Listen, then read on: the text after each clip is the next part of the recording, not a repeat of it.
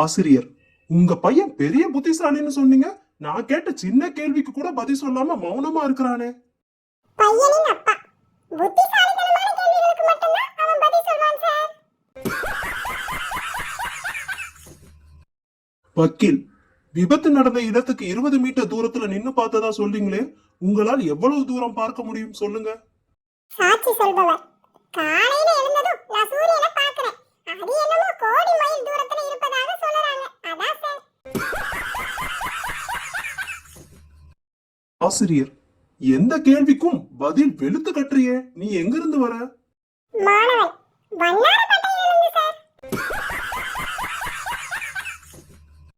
ஐயா சாமி, பேசாமல் இருந்த உங்க மகன் பேசுறானாமே.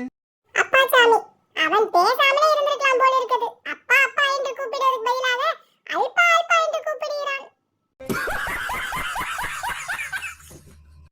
டாக்டர், வாங்க உட்காருங்க. சட்டையை கழட்டுங்க, வாயை திறங்க, நாக்க நீட்டுங்க, திரும்பி உட்காருங்க, இழுத்து மூச்சு விடுங்க. இப்ப சொல்லுங்க, என்ன பண்ணுது? வந்தவர், ஒண்ணும் இல்ல டாக்டர். என் மகளுக்கு